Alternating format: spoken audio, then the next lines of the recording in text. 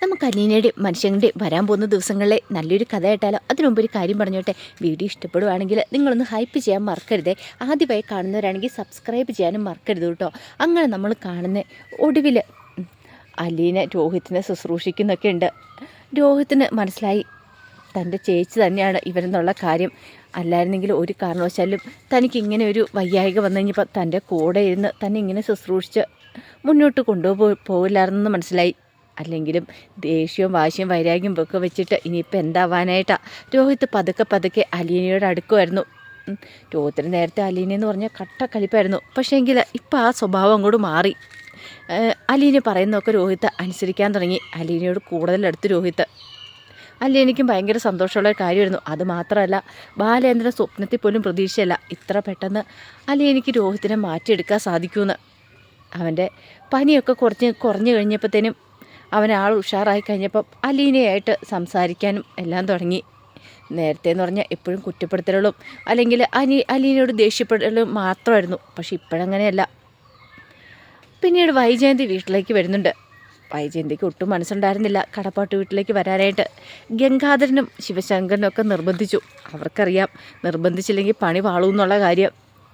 വൈജ സ്വന്തം ഇഷ്ടപ്രകാരം തോന്നിയാസം പോയിട്ടുണ്ടെങ്കിൽ ബാലേന്ദ്രൻ വെറുതെ വിടത്തില്ല.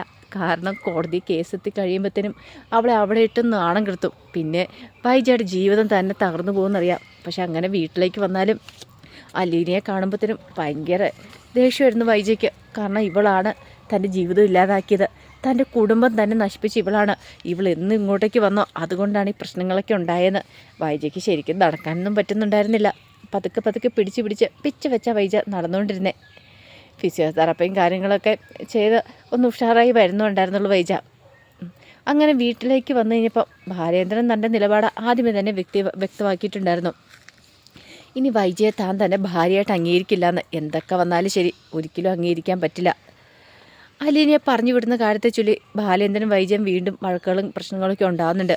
ആ സമയം ബാലേന്ദ്രൻ പറഞ്ഞു, നീ ഇവിടെ നിൽക്കണം എന്ന് എനിക്കൊരു നിർബന്ധമില്ല, നീ ഇറങ്ങിപ്പോയിക്കോ. പക്ഷേ അവളെ ഞാൻ പറഞ്ഞു വിടില്ല എന്ന് ഉറപ്പ് പറയാണ്. വൈജയ്ക്ക് എന്ത് ചെയ്യണമെന്നറിയില്ല. വല്ലാത്തൊരു ബുദ്ധിമുട്ടായി. അതിനേക്കാൾ വേറെ വൈജയെ ബുദ്ധിമുട്ടിപ്പിച്ചൊരു കാര്യം, വൈജ രോഹിത്തിനെ പോയി കണ്ട് സംസാരിക്കുന്ന സമയത്ത് വൈജ അധികം മൈൻഡ് ചെയ്തില്ല രോഹിത്ത്. വൈജയോട് അധികം സംസാരിക്കാനില്ലായിരുന്നു. കാരണം വൈജ എപ്പം നോക്കിയാലും ബാലേന്ദ്രനെ കുറ്റം പറഞ്ഞുകൊണ്ട് അല്ലെങ്കിൽ അങ്ങനെ എന്തെങ്കിലും കാര്യം പറഞ്ഞുകൊണ്ട് ചെല്ലുന്നേ. പക്ഷേ രോഹിത്തിനെന്തോ അത് ഭയങ്കര ബുദ്ധിമുട്ടായിരുന്നു. മാത്രമല്ല അലീനയെ അവൻ സ്നേഹിക്കാൻ തുടങ്ങിയായിരുന്നു. അലീന ആരാ എന്താ ഏതാന്നൊക്കെ മനസ്സിലായി കഴിഞ്ഞിട്ടുണ്ടായിരുന്നു. പിന്നെ അവന് അലീനയെ വെറുക്കാൻ പറ്റുമോ? അതുകൊണ്ട് വൈജ പറയുന്ന കാര്യങ്ങളൊന്നും രോഹിത്ത് അംഗീകരിക്കുന്നുണ്ടായിരുന്നില്ല. അത് വൈജയെ വല്ലാതെ ചൊടിപ്പിച്ചു. കാരണം ഈ കുടുംബത്തിലുള്ള എല്ലാവരെയും അവൾ കയ്യിലെടുത്തു. ആദ്യം തൻ്റെ ഭർത്താവിനെ, തൻ്റെ മോളെ, ഇപ്പാട് തൻ്റെ മോനെയും കയ്യിലെടുത്തിരിക്കുന്നു. ഏക പ്രതീക്ഷയായിരുന്നു രോഹിത്തൊക്കെ. പക്ഷെ അതും ഇല്ലാതായി. ബാബുദിയോട് ഇതിനെക്കുറിച്ചൊക്കെ പറയുന്നുണ്ട്. അവളുണ്ടല്ലോ ആ അലീന എന്ന് പറയുന്നവൾ, അവളൊരു പിശാചാണ്. അവൾ തൻ്റെ മോനെയും കയ്യിലെടുത്തിരിക്കുക. എല്ലാവരും കയ്യിലെടുത്ത് തന്നെ ഒന്നുമല്ലാതാക്കാൻ തീർക്കാനാണ് അവളുടെ ഭാവം എന്നൊക്കെ പറഞ്ഞുകൊണ്ട് പരാതിയും പരിഭവങ്ങളും ഒക്കെ പറയുന്നുണ്ട്. പക്ഷേ ബബിത അതിന് മറുപടിയൊന്നും പറഞ്ഞില്ല. പഴയതുപോലെയല്ല ബബിത. ബബിതയോട് മനുഷ്യങ്ങൾ കുറേ കാര്യങ്ങളൊക്കെ പറഞ്ഞിട്ടുണ്ടായിരുന്നു. ഇനിയെങ്കിലും നിങ്ങളുടെ അച്ഛനും അമ്മയും ഒന്നിച്ച് നന്നായിട്ട് ജീവിക്കണമെങ്കിൽ നിങ്ങൾ മക്കളെല്ലാവരും കൂടി ഒരു തീരുമാനം എടുക്കണം. മക്കൾ ഒരുമിച്ച് പോയാൽ മാത്രമേ അവർ തമ്മിൽ ഒന്നിച്ചൊരു ജീവിതം ഉണ്ടാകത്തുള്ളൂ.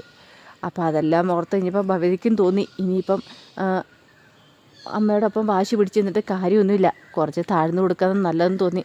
അലീനയാണ് അവിടുത്തെ കാര്യങ്ങളൊക്കെ നോക്കുന്നത് പോലും. ഈ സമയത്ത് വൈജയ്ക്ക് അത് ഒട്ടും സഹിക്കാൻ പറ്റുന്ന കാര്യമായിരുന്നില്ല താനും.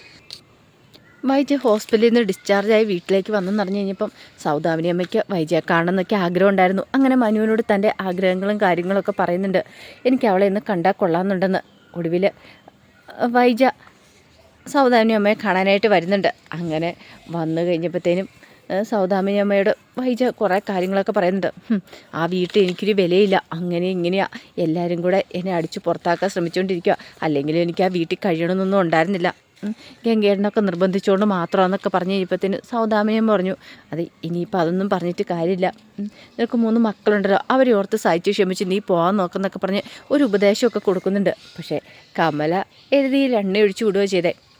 അവളുണ്ടല്ലോ അലീന, അവളാണ് നിൻ്റെ ജീവൻ തറത്തെ എല്ലാത്തിനും കാരണം അവളാണ്. കമലയ്ക്ക് ദേഷ്യം അലീനയോട്. തൻ്റെ മോനെ മാത്രം രക്ഷിച്ചില്ല, രോഹിത്തിനെ രക്ഷിച്ചു അലീന ശരണ്യോട് പറഞ്ഞിട്ട്. അപ്പോൾ അതായിരുന്നു ഒരു ദേഷ്യത്തിന് കാരണം. അപ്പോൾ സഹിക്കാൻ പറ്റില്ലല്ലോ. അപ്പോൾ വൈജയുടെ മനസ്സിലേക്ക് കുറച്ച് വിഷം കുത്തി നിറയ്ക്കുവാണെങ്കിൽ വൈജ വീട്ടിൽ ചെന്നത് പ്രയോഗിച്ചോളൂല്ലോ എന്നൊക്കെ ഒരു ചിന്തയായിരുന്നു കമലയുടെ മനസ്സിലുണ്ടായിരുന്നേ.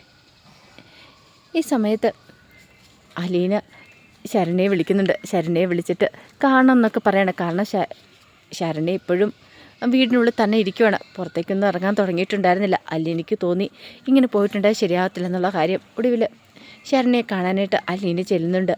അങ്ങനെ ചെല്ലുന്ന സമയത്ത് ശരണ്യോട് പറഞ്ഞു, നീ നിൻ്റെ പഠിത്തം തുടരണം, ഒരു കാരണവശാലും പഠനം നിർത്തരുതെന്ന് പറഞ്ഞു. പക്ഷേ ശരണ്യയ്ക്ക് ഭയങ്കര ബുദ്ധിമുട്ടുണ്ടായിരുന്നു. ഇനി എങ്ങനെ ക്ലാസ്സിലേക്ക് പോകും, ക്ലാസ്സിലേക്ക് പോയിട്ടുണ്ടെങ്കിൽ എങ്ങനെയായിരിക്കും മറ്റുള്ളവരുടെ പ്രതികരണമൊക്കെ. പക്ഷേ അലീന പറഞ്ഞു, വിട്ടു കൊടുക്കരുത്. നിൻ്റെ ആഗ്രഹം സാധിച്ചെടുക്കണമെങ്കിൽ, നിനക്ക് മുന്നോട്ട് പോകണമെങ്കിൽ നീ പുറത്തിറങ്ങിയേ മതിയാവുള്ളൂ, അല്ലാതെ വീടിനുള്ളിൽ തന്നെ അടച്ചിരിക്കരുത്. മറ്റുള്ളവരുടെ കളിയാക്കലിനെയൊക്കെ ഭയന്ന് ഇരുന്നിട്ടുണ്ടെങ്കിൽ നിനക്ക് ഒരിടത്തും ഒരിക്കലും എത്താൻ പറ്റില്ല എന്നൊക്കെ പറഞ്ഞ് വലിയൊരു ഉപദേശമൊക്കെ കൊടുക്കുന്നുണ്ട്. അതെല്ലാം കേട്ട് കഴിഞ്ഞപ്പം ശരണ്യയ്ക്കും തോന്നി നല്ലതാണ്. അല്ലെങ്കിൽ തന്നെ അലീന പറയുന്നത് ശരണ്യയ്ക്ക് വേദവാക്യം തന്നെയായിരുന്നു. ഇതിനു മുമ്പ് അലീന ഉള്ളതുകൊണ്ട് മാത്രമാണ് താൻ ജീവിതത്തിലേക്ക് തിരികെ വന്നതെന്നുള്ള കാര്യം ശരണ്യയ്ക്ക് നന്നായിട്ടറിയാം. അവൾക്ക് പഠിക്കണം എന്നുള്ള ആഗ്രഹം വീണ്ടും അവളുടെ മനസ്സിലേക്ക് വരിക. താൻ മുറിയിൽ അടച്ചിട്ടിരിക്കേണ്ടവളല്ല.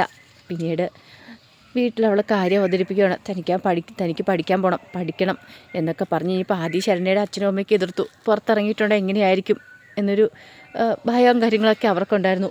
പക്ഷേങ്കിൽ ശരണ്യെ വിട്ടുകൊടുത്തില്ല. ഒടുവിൽ ശരണ്യ പഠിക്കാൻ പോകാൻ തുടങ്ങുവാണ്.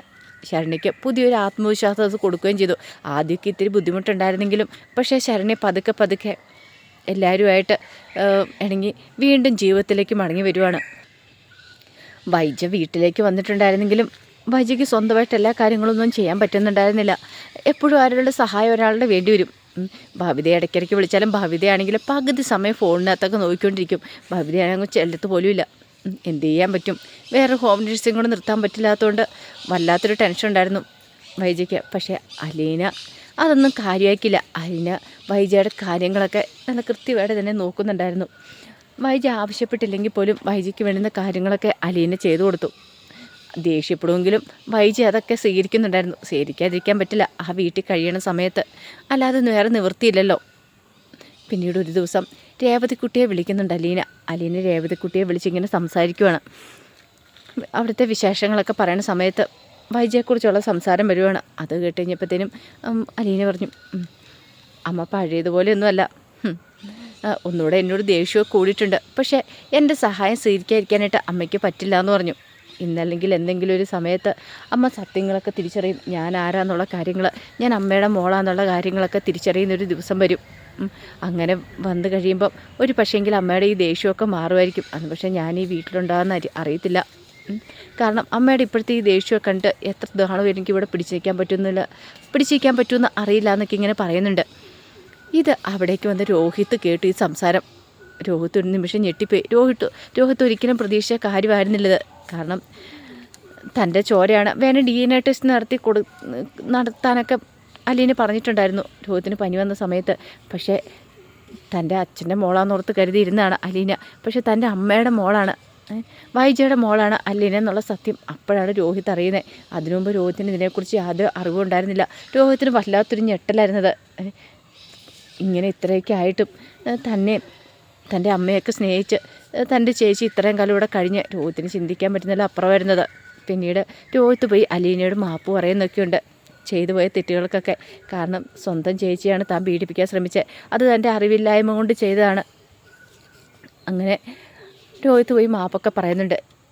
പിന്നീട് ഹരിക്ക് ജാമ്യം കിട്ടുന്നുണ്ട്. ഒരു 30 ദിവസത്തോടെ കഴിഞ്ഞ് കഴിയുമ്പോഴത്തേനും ഹരിക്ക് ജാമ്യം കിട്ടുവാണ്. ഹരി പുറത്തിറങ്ങുന്നുണ്ട്. നീണ്ട കുറേ കാലങ്ങൾക്ക് ശേഷം.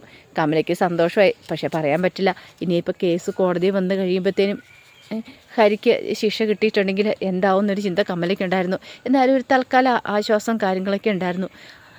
അപ്പോൾ അതിൻ്റെ വിശേഷങ്ങളൊക്കെയാണ് ഇനി വരുന്ന ദിവസങ്ങളിൽ കാണാൻ പോകുന്നത്. എന്താണെങ്കിലും വൈജിക്ക് നല്ല ഇടിവെട്ട് പണി തന്നെയാണ് രോഹിത്തൊക്കെ ചേർന്ന് കൊടുക്കാനായിട്ട് പോകുന്നത്. കാരണം സ്വന്തം മകൻ തന്നെ തനിക്കെതിരെ തിരിയുമ്പോഴത്തേനും വൈജിക്ക് സഹിക്കാൻ പറ്റുന്ന അപ്പുറമായിരിക്കും.